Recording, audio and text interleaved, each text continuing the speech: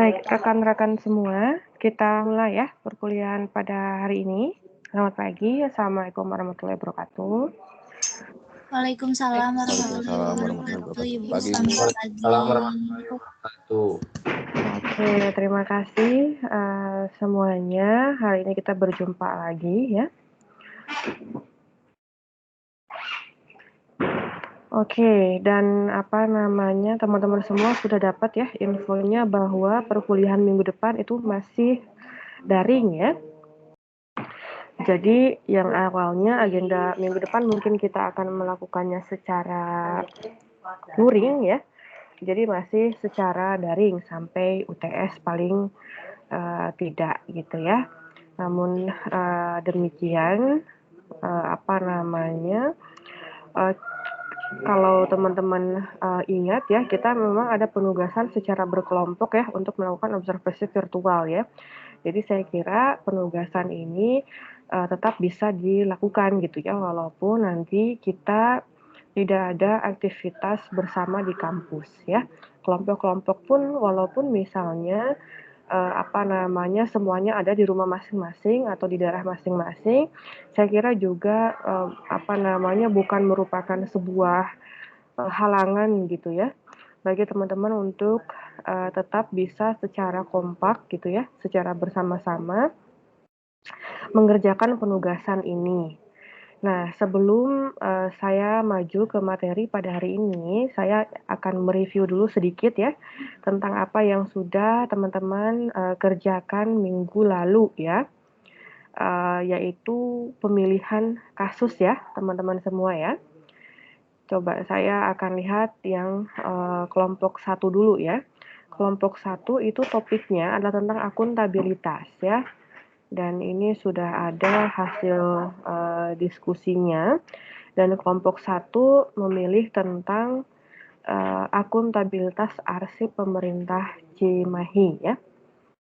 Nah, nanti saya kira topik ini bisa diambil ya. Dan berarti ini kan fokus utamanya adalah tentang arsip ya, di mana arsip juga ternyata memang perlu ada pengelolaannya ya. Zaman sekarang itu kan ternyata arsip pun juga tidak bisa dipandang sebelah mata gitu ya. Jadi ini menjadi salah satu aspek di dalam pemerintahan terutama yang harus dikelola dengan baik. Nah, kelompok 1 mungkin menemukan sebuah fenomena di Kota Cimahi ya, mengenai pengelolaan arsip yang kurang baik lah, kurang lebih begitu ya. Sehingga dari sisi akuntabilitas, nah ini nanti akan disoroti ya oleh kelompok 1. Jadi silakan nanti dilanjutkan dan pastikan sekali lagi tidak hanya untuk kelompok 1 tetapi juga untuk kelompok lainnya bahwa data-datanya harus dapat ditemukan gitu ya. Jadi segala sesuatu yang disampaikan itu harus evidence based ya, jadi harus berbasis bukti. Boleh misalnya dalam bentuk foto-foto ya, data-data atau bahkan kutipan di media massa. Dan jangan lupa gitu ya, kalau misalnya sudah menyajikan data, jangan lupa untuk menuliskan ini data dari mana gitu ya. Sehingga nanti pembaca itu bisa mengecek ini kredibel atau tidak ya datanya. Oke, selanjutnya nah kita ke kelompok 2 ya. Kelompok 2 ini topiknya tentang efektivitas dan efisiensi ya. Ini menjadi salah satu prinsip di dalam good governance bahwa segala sesuatu yang dilakukan harus memenuhi unsur efektivitas serta efisiensi, kan gitu ya. Oke, kita lihat kelompok 2. Oke, ini sepertinya akan mengambil kasusnya ya. Kasusnya tentang pembelajaran jarak jauh ya, seperti ini ya, apalagi di masa pandemi. Dan ini juga kita akan lakukan masih ya sampai UTS semester ini. Nanti akan membuat G-form ya, dan pengumpulan datanya bisa dilakukan di grup kelas. Itu saya kira juga masih bisa ya digunakan, dan pastikan berarti nanti teman-teman kelas juga mendukung gitu ya dengan melakukan pengisian ya Google Form yang yang disiapkan oleh kelompok 2. Berarti PR-nya bagi kelompok 2 adalah siapkan instrumen penilaian efektivitas ini dengan baik gitu ya. Jadi kira-kira apa saja pertanyaan-pertanyaan yang akan diberikan yang nanti akan menggambarkan kondisi efektivitas maupun efisiensi pembelajaran jarak jauh ya. Saya kira ini juga penting untuk diamati, penting untuk diteliti dalam rangka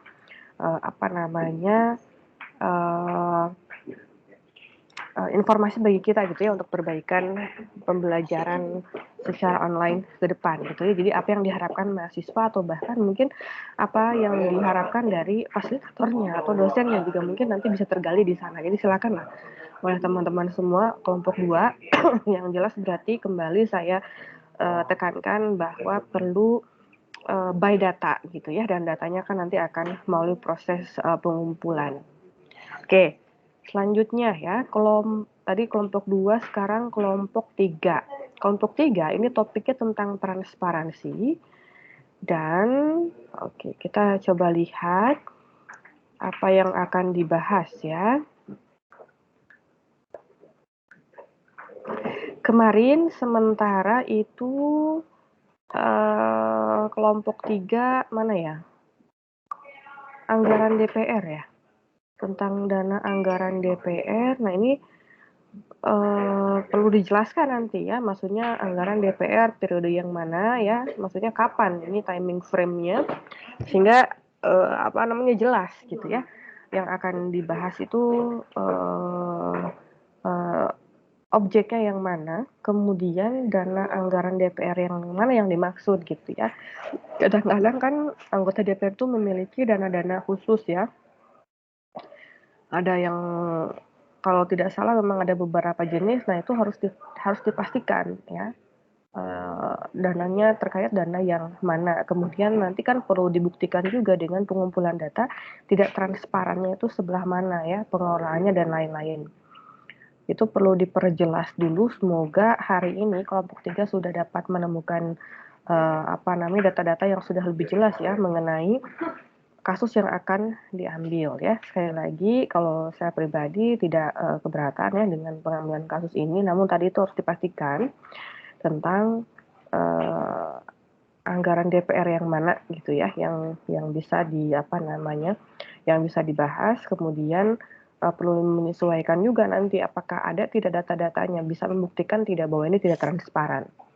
Ya, itu menjadi PR yang saya kira cukup berat ya untuk kita bisa membuktikan hal tersebut. Maka dari itu di sini kemarin saya menyarankan sebenarnya apabila misalnya tentang anggaran sulit nanti untuk dicarikan data-datanya, maka teman-teman sebenarnya bisa mencari hal lain yang dianggap tidak transparan.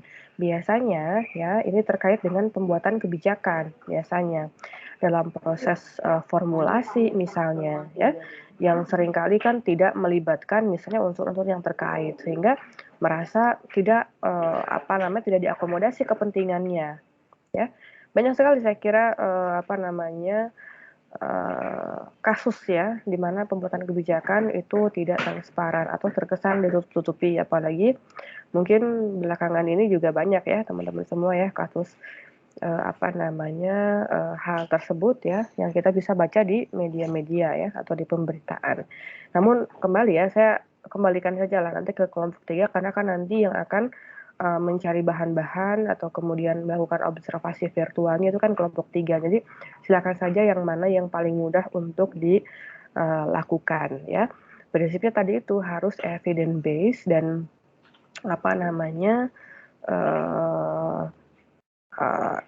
valid ya datanya gitu. Oke, selanjutnya setelah kelompok 3, kelompok 4 ya. Ini topiknya adalah tentang supremasi hukum ya. Penegakan hukum di Indonesia terutama, wah ini sebenarnya banyak sekali ya pilihan kasus yang akan atau yang bisa diamati ya. Kita lihat kelompok 4 ini terakhir yang mana yang akan dibahas.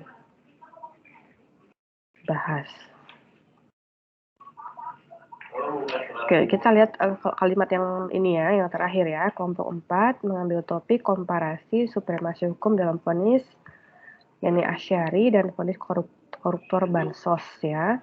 Oke, saya kira ini juga bisa ya untuk diambil data-datanya juga saya kira juga banyak di internet untuk membandingkan ya.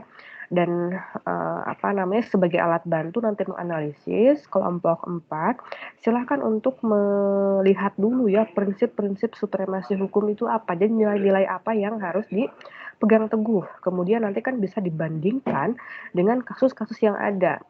Jadi seberapa mampu misalnya ya kondisi hukum yang sekarang menyediakan keadilan bagi seluruhnya ya, apalagi saya kira supremasi hukum ini kan salah satu prinsipnya adalah hukum yang adil bagi seluruhnya ya. Jadi tidak mengenal misalnya istilah bahwa ini adalah pejabat, ini adalah rakyat jelata misalnya, yang kemudian juga dari sisi hukuman misalnya ya, itu kemudian menjadi berbeda. Nah, asas seperti itu atau prinsip-prinsip seperti itu yang perlu dicari dulu oleh kelompok 4 ya. Nanti akan mudah nanti untuk menganalisisnya. Oke, setelah kelompok 4, kita akan ke kelompok 5 ya. Nah, kelompok 5 ini topiknya adalah tentang responsivitas ya atau responsiveness. Ini terkait dengan daya tanggap ya,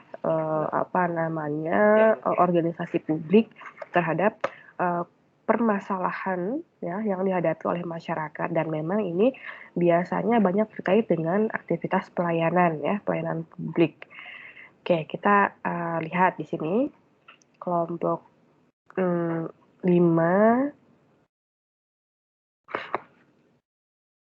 terkait dengan kasus kelalaian petugas medis ya. Nah, ini pun nanti harus diperjelas ya oleh kelompok 6, ini petugas medis di mana ya, kapan gitu ya, kelalaiannya apa, yang nanti PR-nya adalah bagaimana mengumpulkan banyak data juga terkait dengan kasus ini ya. Selain itu, nanti agar lebih mudah juga untuk membahasnya, maka teman-teman semua harus mencari dulu ya, kira-kira konsep responsivitas itu seperti apa ya. Idealnya bagaimana, nilai-nilai yang harus dianutnya dalam responsivitas pelayanan itu seperti apa, sehingga nanti tinggal dibenturkan saja gitu ya, apakah kira-kira kasus yang ada di sini ya, yang diambil oleh kelompok 5 ini apakah sudah sesuai tidak dengan prinsip responsivitasnya.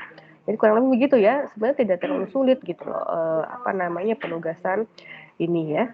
Nah, terakhir ini adalah kelompok 6. Ini tentang berkeadilan. Ini juga semacam semacam seharusnya atau idealnya organisasi publik mampu memberikan jaminan terhadap keadilan perlakuan.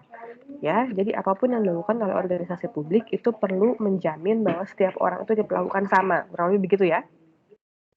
Dan topik ini juga sangat erat kaitannya dengan bagaimana pelayanan yang diberikan ya oleh organisasi publik, sekali lagi ini mampu menjangkau semuanya. Jadi inklusif ya, tidak eksklusif. Kita coba lihat kasus yang akan diambilnya adalah terkait dengan laporan wanita dirampok ditolak, oknum polisi ditindak ya. Ini terkait dengan tadi itu ya, karena dirampok kemudian melapor tetapi ditolak. Nah, nanti kita akan amati juga ya, maksudnya ini kenapa ditolaknya itu kenapa? Apakah ada unsur diskriminasi di sana atau apa gitu ya persoalannya, nanti kita akan bisa lihat. Namun sekali lagi untuk topik ini perlu dipastikan bahwa kasus yang teman-teman kelompok 6 ambil adalah adanya prinsip berkeadilan yang dilanggar ya. Jadi ada diskriminasi di sana. Padahal tadi kita bermula dari nilai bahwa semua masyarakat itu perlu diperlakukan secara adil, gitu ya. Oke, saya kira ini bisa dilanjutkan ya oleh teman-teman semua. Dan sebentar saya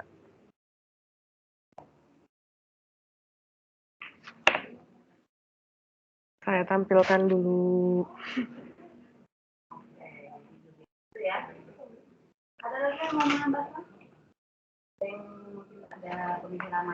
Untuk skema laporan ya, karena ini waktunya semakin mepet ya teman-teman semua ya. Jadi minggu depan itu adalah minggu terakhir teman-teman semua untuk mengerjakan penugasan ini ya. Karena minggu depannya lagi itu akan salah mengupload ya. Karena minggu depannya lagi itu sudah mulai proses presentasi kelompok 1 dan kelompok 2 ya. Jadi sekali lagi silakan untuk dari mulai minggu ini sudah mulai dikerjakan secara keseluruhan ya. Menurut topik-topik yang sudah diajukan.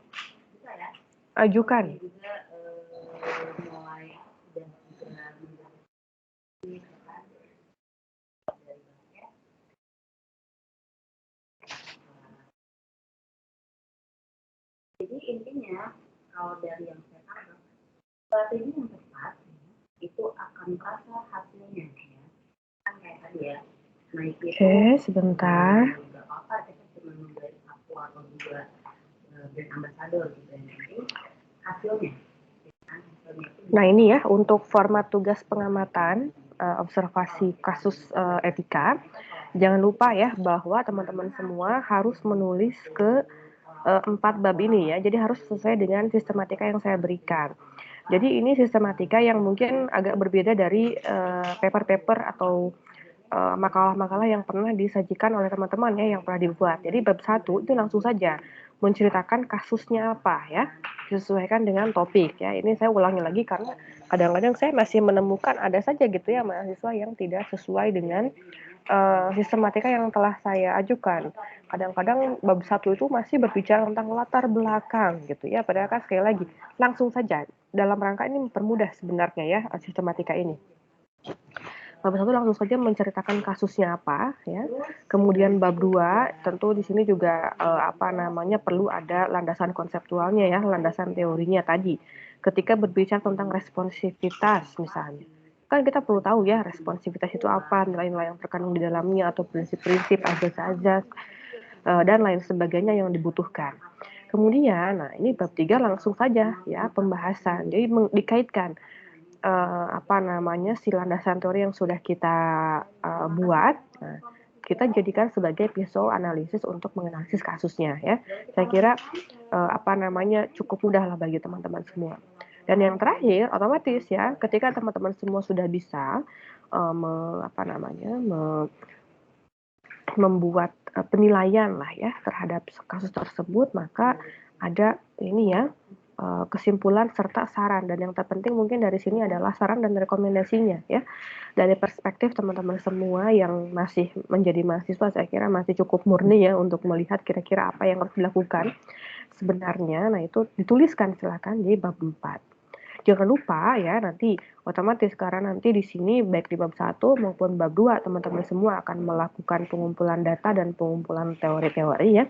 Maka jangan lupa untuk tuliskan daftar pustaka ya. Jadi kita belajar untuk dapat menulis ilmiah ya sekali lagi. Jadi harus rapi lah kurang lebih ya. Dan ini pesan saya juga jangan sampai terlupa ingat ya tentang nanti di halaman terakhir ini perlu juga dimasukkan di situ ya, ada catatan untuk informasi pengerjaan tugasnya ya, nanti siapa yang mengerjakan apa dan seterusnya. Nanti dibuat seperti narasi saja ya, deskripsi paling tidak ya 1 atau 2 lembar saja sebenarnya cukup untuk menggambarkan bagaimana pengerjaan tugas ya. Sekali lagi ini kan adalah minggu ketiga ya sekarang ya. Nah, minggu keempat nanti akan ada presentasi dari saya. Nah, selanjutnya minggu kelima, kemudian minggu keenam, dan minggu ketujuh ini adalah presentasi ya. Nah, saya ingatkan kembali bahwa walaupun di minggu kelima ini yang presentasi adalah kelompok 1 dan kelompok 2, tetapi semua kelompok itu harus sudah juga mengumpulkan di sini ya. Dan yang dikumpulkan adalah PowerPoint ya. Dan si laporannya. Jadi ada 2 hal yang perlu dipersiapkan semuanya di minggu kelima. Nanti kalau minggu ke-6 berarti kan kelompok 3 dan kelompok 4 tinggal presentasi saja ya. Minggu ke-7 nanti kelompok 5 dan kelompok 6. Ini tolong diingat ya pembagian waktu untuk presentasinya gitu. Nah, nanti PowerPoint kan ditampilkan ya ketika presentasi ya. Nah, si laporan kemudian akan saya periksa ya. Akan saya cek dulu untuk kemudian dilakukan koreksi. Nah, ini nanti akan dikembalikan ke kelompok-kelompok ya.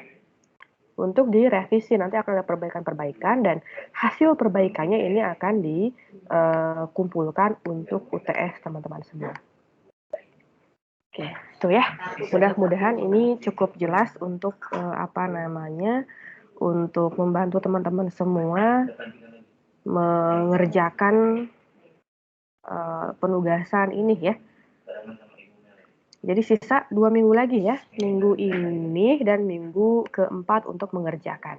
Cukuplah waktu untuk mengerjakan ini semua secara berkelompok. Memang ya teman-teman semua, pengerjaan segala sesuatu yang berkelompok itu punya tantangan yang lebih besar ya.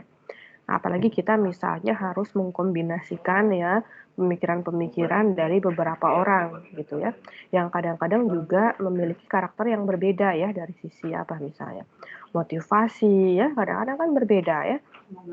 Perlu ada koordinasi untuk memastikan langkah yang sama gitu ya, tapi itu menjadi pembelajaran kita ya. Karena nanti saya bisa ceritakan juga ketika nanti teman-teman semua masuk ke dunia kerja. Nah, itu hampir semua pekerjaan itu dilakukannya secara tim ya, secara berkelompok gitu. Ini selalu saya sampaikan mungkin di semua kelas yang saya ampu gitu ya, bahwa aktivitas yang kita lakukan secara berkelompok perlu kita biasakan gitu ya. Untuk agar kita merasa terbiasa dengan hambatan-hambatan atau tantangan-tantangan dari sifat pekerjaan yang berkelompok tadi ya. Oke, nah teman-teman semua, setelah kita minggu kemarin membahas tentang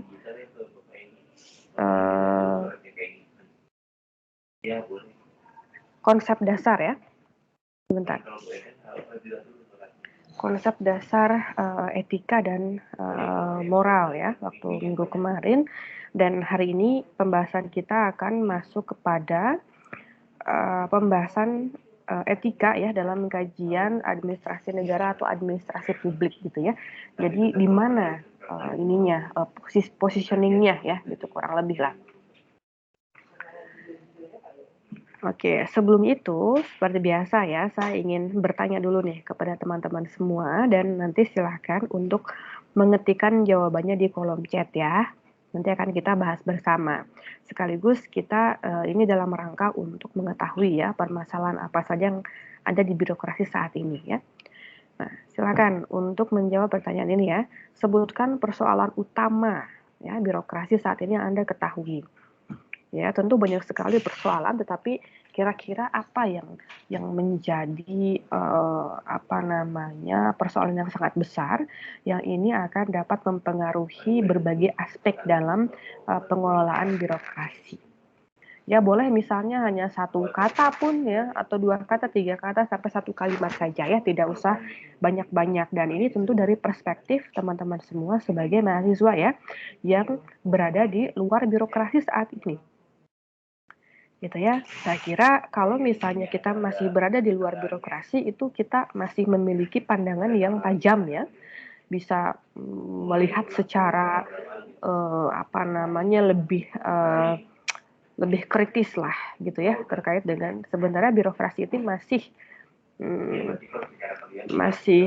memiliki citra ya, persoalan klasiknya itu apalah, kurang lebih begitu. Silakan bisa dimulai ya dari sekarang.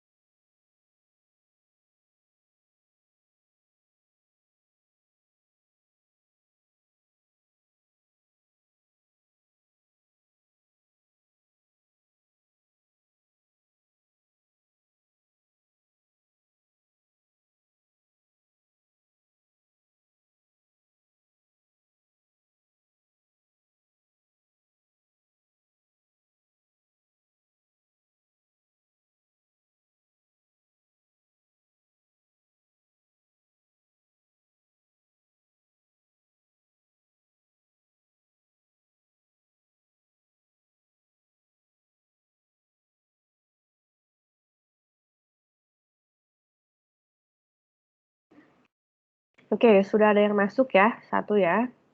Silakan yang lain ditunggu, tidak usah berat-berat ya berpikirnya. Kita tinggal melihat saja yang sering mungkin ya, kita, dengar di berbagai pemberitaan, termasuk mungkin teman-teman punya minat khusus untuk mengamati ya, mengamati secara langsung fenomena yang ada di birokrasi, yang ada di organisasi publik, itu juga bisa dituliskan.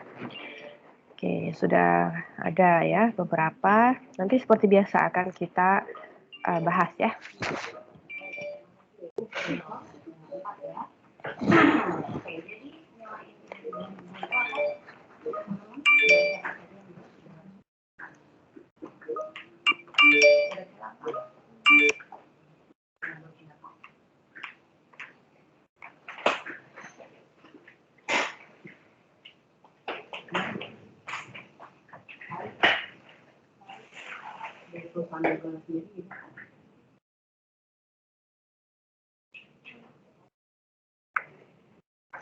Ini ya, bisa menjadi perusahaan teknologi ya yang bisa diakses secara universal oleh siapa saja bahkan orang dunia ya, dan bisa sinyal dunia ini bisa mendapatkan teknologi ya. Jadi Google ini tadi untuk pesaingnya kan memang Google ini dia search engine ya, tapi semakin kesini itu sudah expand bisnis sehingga pesaingnya itu bukan hanya perusahaan yang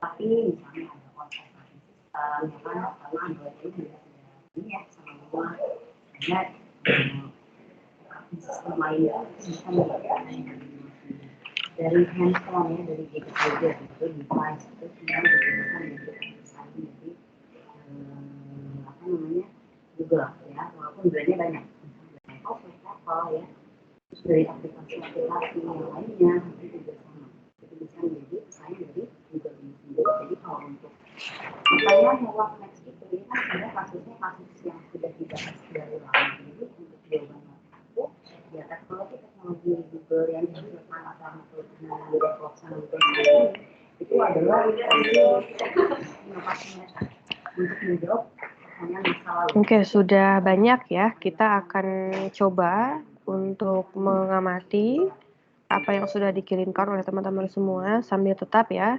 Bagi yang belum, silakan untuk mengirimkan ya.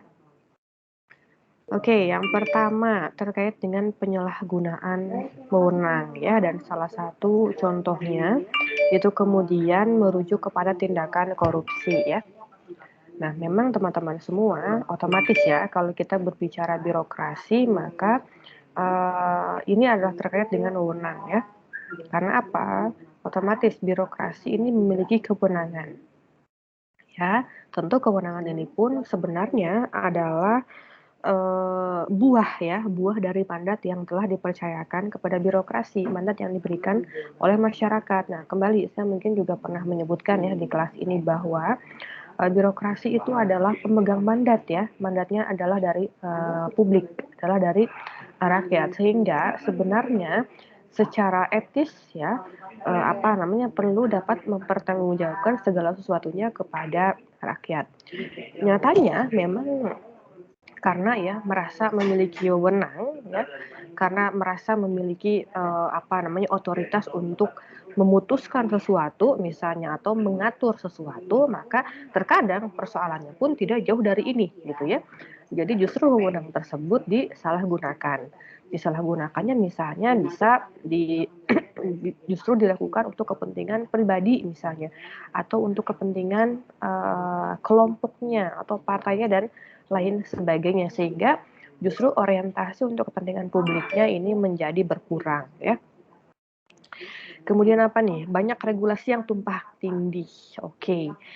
Saya bisa mengerti ya, apalagi mungkin generasi muda zaman sekarang ya seperti teman-teman semua, ketika melihat media massa ya, ketika melihat berbagai pemberitaan atau bahkan kadang-kadang kita membaca informasi di medsos ya mengenai regulasi di Indonesia yang seringkali itu kemudian menimbulkan pro kontra gitu ya, itu kadang-kadang mungkin membuat gerah ya generasi muda. Kenapa gitu ya, yang namanya regulasi, yang namanya aturan, itu kemudian memicu konflik terus misalnya gitu ya. Padahal kan kita membayangkan secara ideal aturan ini dapat menimbulkan keseimbangan ya, ketenangan, keteraturan. Namanya juga aturan berarti kan ingin mengatur, ingin segala sesuatu itu menjadi teratur kan gitu ya. Tapi nyatanya kebanyakan dewasa ini apalagi dengan mungkin karena terblow up ya oleh media, maka terkesannya itu tidak pernah adem ayem ya. Jadi kesannya itu ribut terus gitu ya, ricuh terus. Nah, itu menjadi sebuah image ya yang mungkin tidak bisa kita lepaskan dari birokrasi saat ini ya. Kemudian apa nih? Kejujuran dan transparansi ya. Nah, ini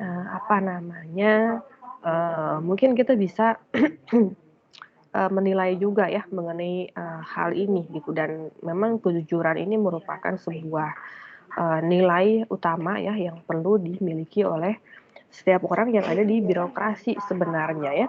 Dan bahkan tidak hanya di birokrasi ya, bahkan nilai-nilai ini sudah diajarkan kepada kita semua dari zaman kita kecil ya, teman-teman semua. Tetapi memang kembali pada kenyataannya ya, ketika kita misalnya sudah bergabung di birokrasi, kadang-kadang itu tadi gitu ya, ada perang kepentingan ya, ada konflik kepentingan di situ. Yang kemudian mungkin itu mendorong kita, memaksa kita gitu ya untuk bersikap tertutup ya, kemudian tidak jujur dan lain sebagainya. Kemudian, wah ini banyak sekali ya kalau misalkan kita bahas satu-satu. Misalnya mengenai rendahnya penegakan hukum, oke ya, itu sering dipertontonkan juga kepada kita sebagai masyarakat biasa ya, teman-teman semua ya. Kadang-kadang kita melihat misalnya vonis yang tidak adil, bahkan yang ada berita terbaru yang dipangkas menjadi 4 tahun itu, aduh siapa itu ya? Edi Prabowo, Bu. Oke. Itu ya, korupsi, entah itu korupsi itu masuknya kategori suap atau apa ya, kalau tidak salah, saya kurang mengamati kasusnya tentang lobster itu ya, bibit lobster kalau tidak salah ya.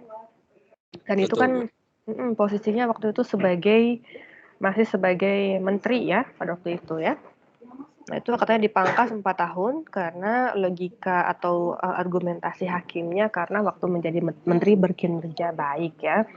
Nah, itu mungkin walaupun kita ya yang sebagai masyarakat yang tidak begitu paham ya tentang bagaimana mekanisme hukum, kemudian alur fikir hukum dan lain sebagainya, sebenarnya kita bisa merasakan dari batin kita ya gitu ya, merasakan kira-kira itu merupakan suatu putusan yang adil atau tidak, apalagi misalnya kita bisa membandingkannya dengan kasus-kasus yang lain gitu ya, itu masih marak terjadi ya. Dan ini nanti ada kaitannya dengan kelompok 6 tadi ya, bukan kelompok 6, yang supremasi hukum, kelompok 4 ya, tentang vonis yang tidak adil. Nanti mungkin kita akan bisa lebih membahasnya di sana ya. Kemudian budaya kerja, oke. Nah ini bagus juga ya, menyoroti tentang budaya kerja ASN terutama ya. Yang kalau saya amati memang sudah banyak sekali perbaikan ya, apalagi di level pemerintah pusat ya, atau instansi pusat, di mana dari sisi pengawasan itu sudah relatif ketat gitu ya, dan berbagai upaya misalnya penilaian kinerja berbasis kompetensi misalnya, itu kan sudah diupayakan ya. Kemudian bagaimana mewujudkan sistem merit ya di dalam birokrasi, terutama di dalam manajemen ASN-nya sudah dilakukan gitu ya. Sehingga itu sedikit banyak bisa berpengaruh kepada budaya kerjanya ya, walaupun sekali lagi ini berbeda-beda. Jadi benar nih apa yang dikatakan oleh Huda gitu. Jadi berbeda-beda, ada yang mungkin etos kerjanya itu cukup bagus karena didorong dengan sangat bagus juga gitu ya. Tetapi juga ada mungkin organisasi pemerintah lainnya misalnya kan di berbagai tingkatan ya, baik di provinsi misalnya, di kabupaten kota ya, bahkan sekarang kan tiap desa juga punya pemerintahannya sendiri gitu ya, yang kita bisa rasakan dengan sangat jelas sebenarnya gitu ya, perbedaan budaya kerja tersebut. Ada yang sangat bagus, tapi ada juga masih yang cukup banyak yang atau apa ya, masih banyak aspek yang perlu diperbaikinya lah, kurang lebih gitu ya. Oke. Oke ya, sambil saya scroll ke bawah, kemudian ini perkembangan teknologi. Nah, oke ya. Jadi mungkin yang dimaksud dengan Raffi Naila ini adalah bahwa dengan perkembangan teknologi yang ada, sebenarnya birokrasi ini kan dituntut untuk mampu beradaptasi ya. Jadi menyesuaikan diri. Kalau misalkan masyarakatnya sudah menggunakan digital, teknologi digital, maka seharusnya ya aktivitas pemerintahan termasuk pelayanan juga digital. Gitu kan, seperti itu ya. Memang sekarang kan sudah berupaya untuk bertransformasi ya. Berupaya untuk merubah pelayanan, merubah manajemen ke arah digitalisasi. Namun sekali lagi kan tentu banyak sekali persoalannya di sana. Kadang-kadang progres untuk transformasi itu juga berbeda-beda ya. Ada yang kemajuannya sangat signifikan, mampu menyediakan teknologi digital dalam pelayanan yang sangat mumpuni misalnya. Tetapi ada juga yang ya sudah gitu ya, pasrah saja dengan kondisi yang ada, pelayanan masih manual, kemudian tidak ada upaya untuk meningkatkan pelayanan menjadi digital. Nah itu adalah fenomena yang sebenarnya harus direspon. Ya, dan itu menarik gitu ya untuk kemudian banyak diteliti apalagi oleh mahasiswa misalnya untuk penelitian tesisnya skripsinya misalnya ya tentang manajemen pemerintahan atau pelayanan dengan menggunakan teknologi digital. Oke. Selanjutnya apalagi ya kita coba skip yang sekiranya idenya sama ya. Oke. Masih seputar ini ya, sebenarnya banyak sekali yang menjawab seputar tentang korupsi, kolusi, nepotisme ya, kemudian rendahnya penegakan hukum gitu. Memang nanti ada konsekuensi ya, teman-teman semua. Nanti akan kita bahas lebih banyak di topik supremasi hukum ya, tetapi mungkin di sini bisa saya singgung sekilas bahwa ketidakadilan tentang penegakan hukum ini justru membawa dampak pada langgengnya gitu ya. Langgengnya perbuatan-perbuatan yang melanggar hukum tersebut gitu. Jadi orang tidak akan merasa jera, tidak akan merasa takut gitu ya. Kalau dibandingkan dengan keuntungan yang tetap didapatkan gitu ya. Saya kira apalagi nanti misalnya kalaupun ditetapkan bersalah kemudian menerima hukuman penjara sekian tahun, itu kan juga nanti akan ada diskon-diskon, belum lagi nanti fasilitas yang didapatkan di sana juga berbeda misalnya ya karena mampu membayar dan lain sebagainya. Jadi itu bahkan saya pernah membaca sebuah informasi di media gitu ya bahwa sebenarnya korupsi kemudian sekarang dijadikan sebagai semacam usaha gitu ya, dalam arti begini, apa yang atau resiko lah ya, resiko yang didapatkan itu masih sangat kecil dibanding dengan keuntungan yang akan didapatkan. Ibaratnya walaupun sudah masuk penjara tetap masih akan kaya lah gitu ya. Maka dari itu juga tidak heran gitu ya kalau misalkan isu-isu memiskinkan koruptor dan lain-lain untuk membuat jera itu selalu menyeruak gitu ya. Namun kembali gitu kan ini mengenai komitmen dan mengenai orientasi dari pemegang keputusan di sini ya, apakah mendukung atau tidak, tapi kan sejauh ini sepertinya gitu ya belum ada ke arah sana gitu ya untuk pemiskinan koruptor tersebut ya. Dan oke, teman-teman semua, kalau yang saya amati ya, misalkan di organisasi publik saja ya, terutama ini bukan berbicara tentang jabatan politis seperti misalnya bupati ya, atau misalnya menteri ya, jabatan-jabatan politis, tapi kita berbicara tentang ASN di birokrasi ya, jadi level eselon 1 ke bawah misalnya. Saya kira ya, dengan ini dari perspektif saya ya, teman-teman semua ya, penilaian selama ini, karena saya kan sudah terjun langsung ke dunia birokrasi itu seperti apa. Kalau saya amati sebenarnya akan sulit gitu ya kalau kita ingin melakukan korupsi sebenarnya di organisasi publik itu, karena sistemnya itu semuanya sudah ada mekanisme pengawasan yang sangat ketat ya, baik secara internal maupun secara eksternal sebenarnya gitu. Secara internal juga sangat rigid ya, bahwa misalnya penggunaan anggaran itu diajukan oleh nanti pengusul misalnya ya, kemudian nanti akan ada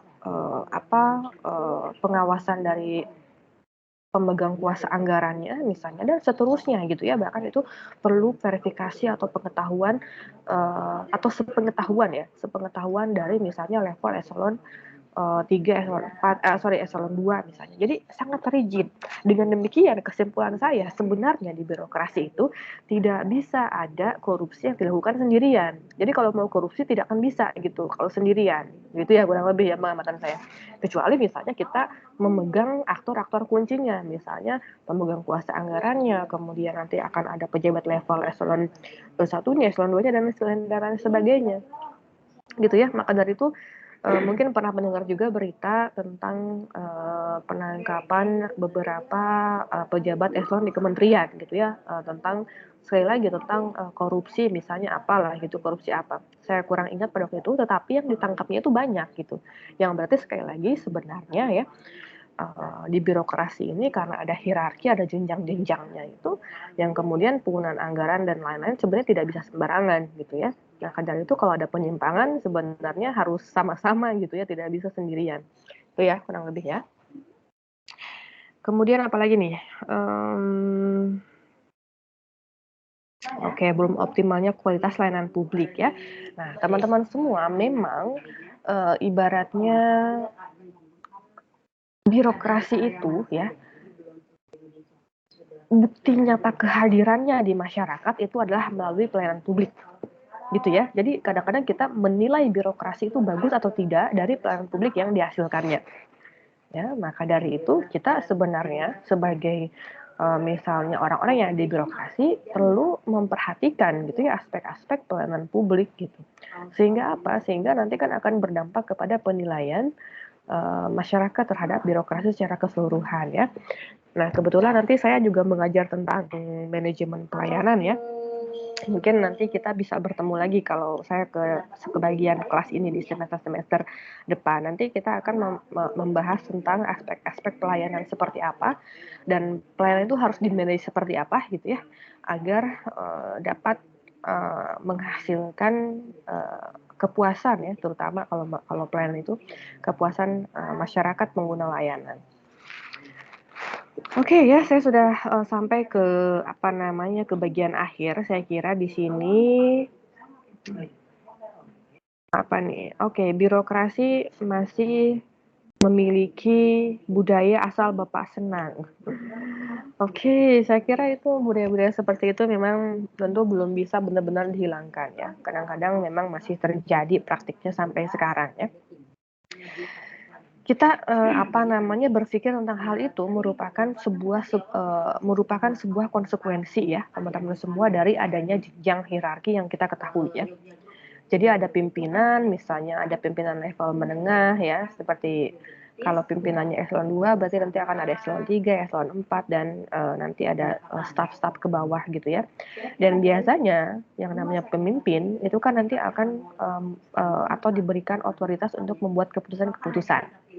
Ya, yang seringkali keputusan tersebut akan berpengaruh kepada bagaimana orang yang ada di bawahnya gitu ya.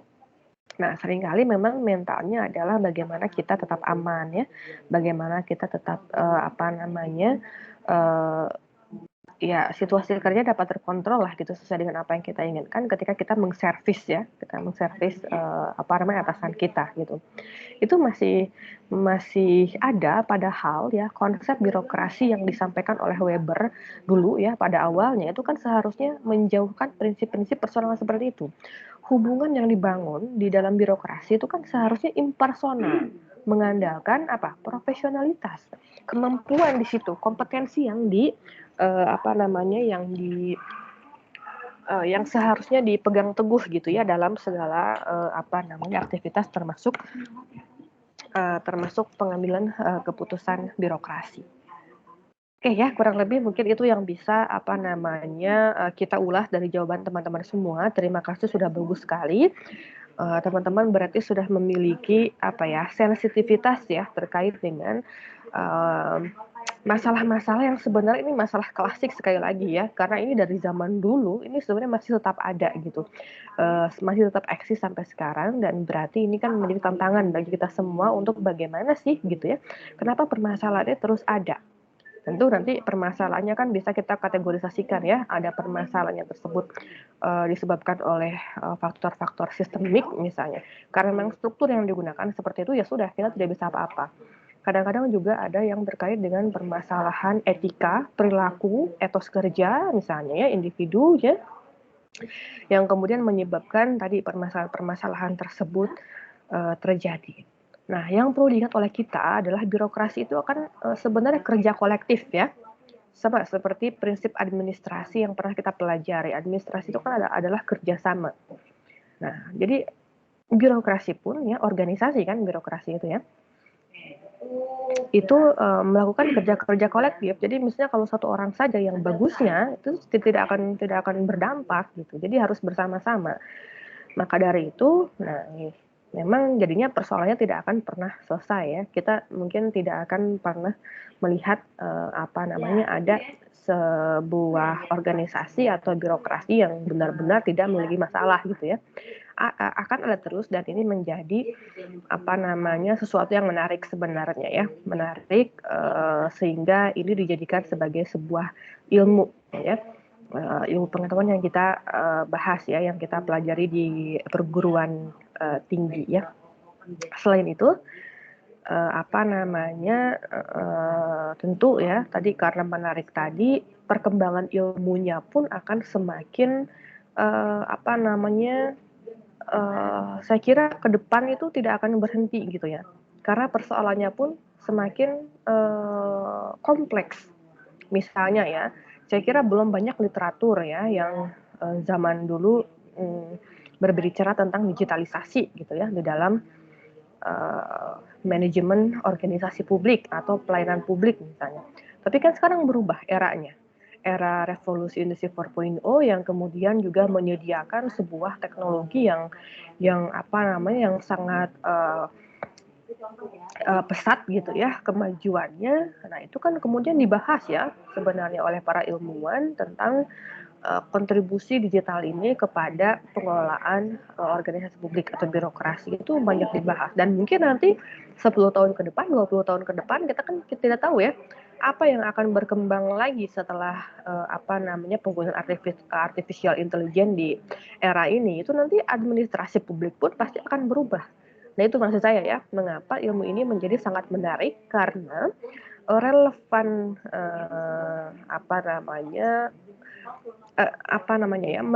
mengharuskan ya adanya relevansi gitu ya dengan kondisi yang seharusnya. Dengan demikian, ilmu kita ini tidak hanya sebatas ilmu saja yang dipelajari, tetapi juga kita sangat terkait dengan praktik-praktiknya. Jadi kita belajar tentang konsepnya seperti apa, sekaligus praktiknya seperti apa. Itu yang membuat ilmu kita sangat menarik untuk dipelajari, saya kira ya. Tadi karakteristik hambatan birokrasi seperti ini juga telah saya sampaikan ya, dan ini sebagian besar ya ini sudah dibahas sebenarnya oleh tadi teman-teman semua ya, tentang apa yang dihadapi oleh birokrasi saat ini gitu ya. Misalnya saya kira sudah dibahas ya. Nah, terutama misalnya tentang intervensi politik ya di birokrasi. Saya pernah menjelaskan juga bahwa sebenarnya ya secara ideal sebenarnya tidak bisa benar-benar didikotomikan gitu ya, birokrasi dengan politik, mengingat saat ini jabatan-jabatan penting, jabatan-jabatan puncak di birokrasi itu kan diisinya oleh politisi gitu ya, oleh jabatan politis. Misalnya tadi menteri oleh oleh jabatan politis di sana. Kemudian pimpinan-pimpinan di daerah misalnya. Bahkan sampai pimpinan-pimpinan di desa ya, kepala desa itu kan sebenarnya merupakan jabatan politis gitu teman-teman semua. Sehingga nanti ke bawahnya pun ya tidak akan mampu benar-benar netral gitu ya dari unsur politik. Kemudian apalagi misalnya nih, inefisiensi ya. Tadi masih banyak sekali mungkin pemborosan ya. Yang dilakukan oleh oleh para birokrat atau mungkin ya segala unsur lah ya yang ada di birokrasi gitu.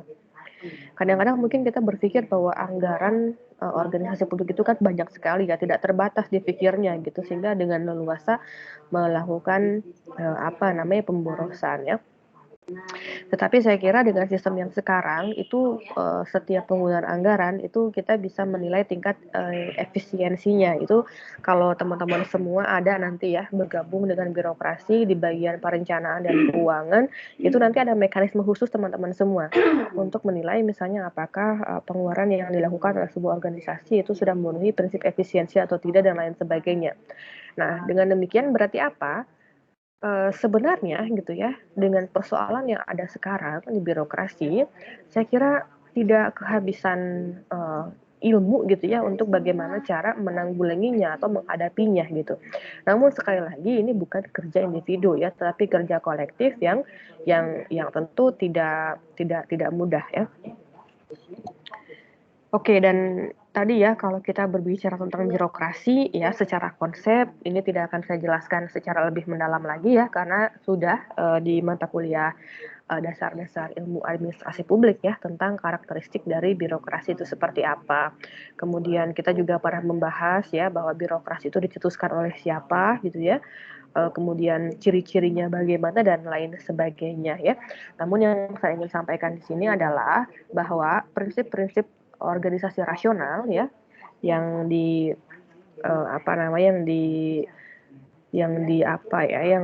provide oleh birokrasi ini kemudian diadopsi ya di Indonesia menjadi sebuah diadopsi ke dalam organisasi publik gitu ya pengelolaannya, sehingga kita tahu bahwa organisasi publik itu memiliki jenjang hierarki ya. Kemudian di sana ada penekanan kepada aturan gitu ya. Jadi segala sesuatu itu didasarkan kepada prinsip-prinsip aturan yang berlaku seperti apa ya. Itu membuat para birokrat ya disediakan pedomannya gitu ya melalui aturan-aturan tadi ya. Kemudian juga prinsip bahwa setiap orang memiliki spesialisasi tertentu itu juga kan sebenarnya sudah ada ya sekarang di birokrasi. Jadi sebenarnya tidak ada lagi gitu ya, tidak boleh lagi ada seseorang yang mengerjakan semua hal gitu ya karena sudah ada spesialisasinya. Maka dari itu ya di dalam organisasi publik sudah biasa sebenarnya ketika organisasi melakukan yang namanya analisis jabatan ya teman-teman semua. Ada analisis jabatan kemudian analisis beban kerja di sana. Ini tidak dipelajari di prodi APN ya, ini dipelajarinya secara khusus di prodi MSDMA ya, bagaimana organisasi melakukan analisis jabatan dan analisis beban kerja ini untuk memastikan proporsionalitas dan profesionalitas ya SDM-nya gitu ya di organisasi ini bisa tercapai. Tapi pada intinya prinsip birokrasi bahwa harus ada spesialisasi ini kita adopsi juga ya teman-teman semua. Termasuk tadi bagaimana di dalam birokrasi ini harus menjunjung tinggi prinsip formalistic impersonality. Jadi hubungannya itu jangan hubungan emosional yang personal gitu ya. Walaupun misalnya ada keluarganya, ada kerabatnya gitu ya di organisasi tersebut, tentu tetap prinsip-prinsip formalistic impersonality ini harus dipegang teguh dalam rangka untuk menjaga efektivitas dan efisiensi termasuk untuk menjaga rasionalitas dalam pengambilan keputusan ya. Jadi nanti tidak akan tercampuri oleh urusan-urusan yang sifatnya pribadi. Nah, sekali lagi ya itu merupakan birokrasi ya. Prinsip-prinsipnya seperti apa. Namun ya kita tahu kan ini sebenarnya Weber saja menyebut bahwa ini adalah prinsip yang ideal. Gitu ya. Secara teori ini ideal sekali gitu ya dan kita bisa membayangkan wah sepertinya organisasi yang di-drive melalui sistem seperti ini seharusnya merupakan organisasi yang efektif dan efisien. gitu ya. Jadi menghasilkan kepastian, kesamaan perlakuan. Ini kan tujuannya. Nah, tapi kita perlu kritis juga melihat hal ini, apakah benar gitu kan? Kurang lebih.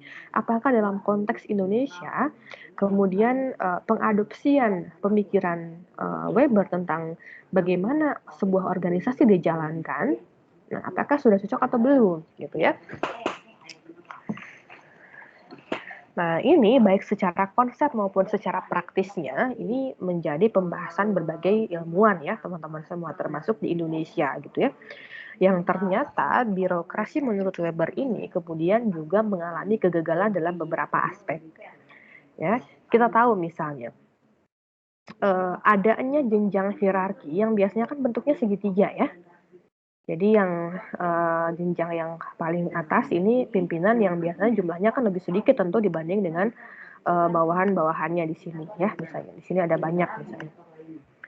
Nah, terkadang ya karena penekanan pada aturan, penekanan pada prosedur, kadang-kadang misalnya kan ini pelayanan publik di sini ya.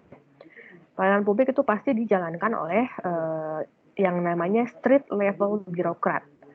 Jadi birokrat garda depan atau apa ya istilah bahasa Indonesianya itu yang biasa kita gunakan ya, intinya pelaksana pelayanan lah ya di tingkat yang paling operasional lah, kurang lebih begitu. Ini kan masyarakat dan biasanya yang melaksanakan pelayanan di sini misalnya. Nah, kadang-kadang masyarakat itu ya kan beda-beda ya kebutuhannya, permasalahannya dan lain sebagainya, dan birokrat di garda depan ini biasanya tidak memiliki otoritas untuk memberikan keputusan ya kalau misalnya ada situasi-situasi yang berbeda. Nah, otomatis di sini kan harus melakukan konsultasi ke sini. Ini harus melakukan konsultasi ke sini, nanti di sini akan mengambil keputusan. Dan berarti apa? Ini kan perlu waktu ya, perlu waktu untuk memecahkan hanya satu masalah di sini. Gitu ya. Jadi maksudnya dengan menghadapi kondisi yang beraneka ragam, heterogen ya, kemudian lingkungan yang dinamis, ini birokrasi menjadi kurang responsif. Ya, itu menjadi sebuah konsekuensi logis gitu dengan penggunaan jenjang hierarki seperti ini ya. Tadi ya di sini ada keragaman lingkungan sehingga perubahannya pun sebenarnya harus cepat. Keputusan-keputusan yang diambil dari sini pun harus cepat. Tapi karena ada hierarki ini, ya itu menjadi sulit. Kadang jangan hanya untuk urusan yang besar ya teman-teman semua. Misalnya untuk pengurusan surat saja tanda tangan. Secara aturan ada gitu ya di birokrasi itu bahwa yang namanya surat itu harus mendapatkan paraf ya. Paraf dari tingkat eselon 2, tingkat eselon di bawahnya. Misalnya ya, ada pembuatan surat misalnya di sini. Yang menandatangani ini adalah level eselon 2 ya. Nah, untuk mendapatkan penandatangan level eselon 2 ini minimalnya harus ada paraf dari eselon 3 dan eselon 4 di sini. Bayang ya teman-teman semua ya, dalam untuk pengurusan satu surat saja ini bisa ribet sekali gitu. Karena itu memang sebuah aturan dan sekali lagi kenapa tujuannya? Ini kan sebenarnya sistem seperti ini dipergunakan dalam rangka untuk menjamin ini ya kepastian akuntabilitas bahwa dokumen ini bisa dipercaya dan ini sudah dicek oleh level eselon 3 dan eselon 4-nya. Ini nanti eselon 2 ya sudah tinggal tanda tangan saja, tinggal persetujuan. Nah, itu yang dimaksud saya dengan istilah kegagalan birokrasi ya dalam merespon kondisi yang heterogen dan lingkungan yang dinamis ya. Maka dari itu zaman sekarang ya birokrasi ini sebenarnya tidak sepenuhnya ditinggalkan ya, tetapi banyak sekali upaya untuk melakukan reformasi gitu. Ya, kita sadar bahwa ternyata birokrasi itu sudah tidak mampu misalnya secara cepat menangani persoalan publik ya. Maka dari itu birokrasinya tetap kita, prinsip-prinsip dasarnya tetap kita jalankan, tetapi kita harus melakukan perubahan ya, perubahan yang nanti akan kita bahas ya prinsip-prinsipnya oleh masing-masing kelompok. Ingat ya bahwa misalkan tadi prinsip akuntabilitas, prinsip efektivitas dan efisiensi, dan seterusnya itu merupakan prinsip-prinsip yang ada di dalam good governance ya, yang minggu depan akan kita bahas. Dan prinsip good governance itu merupakan salah satu ruh dari pelaksanaan reformasi birokrasi. Bagaimana birokrasi itu tata kelolanya dijalankan melalui prinsip-prinsip good governance ya. Maka dari itu juga di sini ya Ini mungkin juga pernah saya sampaikan ya kepada teman-teman semua, bahwa dengan menghadapi kondisi yang tadi ya, bahwa birokrasi itu sudah tidak laku lagi lah ibaratnya kalau misalnya hanya menjadi organisasi yang kaku misalnya. Ya, maka dari itu ada istilah agile government sekarang ya, bagaimana menjadi pemerintahan yang gesit, yang lincah, yang tangkas gitu. Atau ada istilah-istilah lain sekarang itu adaptif ya. Itu kan sebenarnya merujuk kepada harapan yang sama sebenarnya, bahwa organisasi publik itu harus dapat terus gitu ya beradaptasi menghadapi berbagai perubahan lingkungan dan harapan masyarakat terutama. Atau ada juga sekarang yang disebut dengan fluid ya, fluid government. Fluid. Artinya kan cair gitu ya. Jadi maksudnya sama gitu ya. Maksudnya sama-sama ke sini sebenarnya prinsip agile yang dikedepankan, lincah, gesit, cair gitu.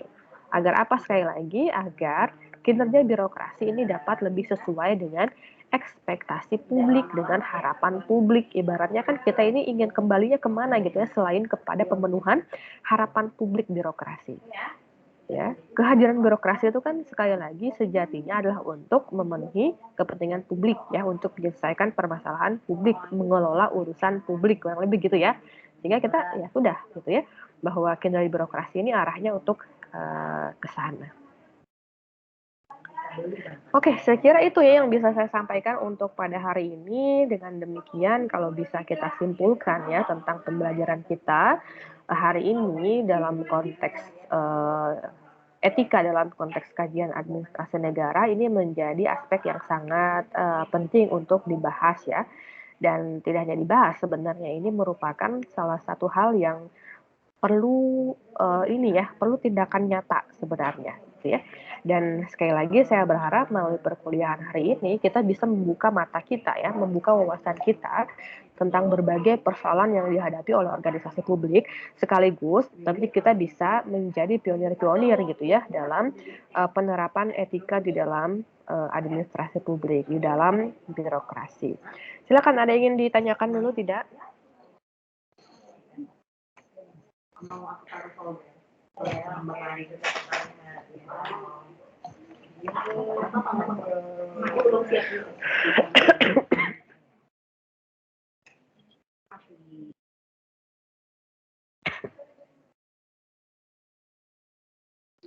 Hari ini masuk semua sepertinya ya. Ada 30. Coba saya sambil cek presensinya.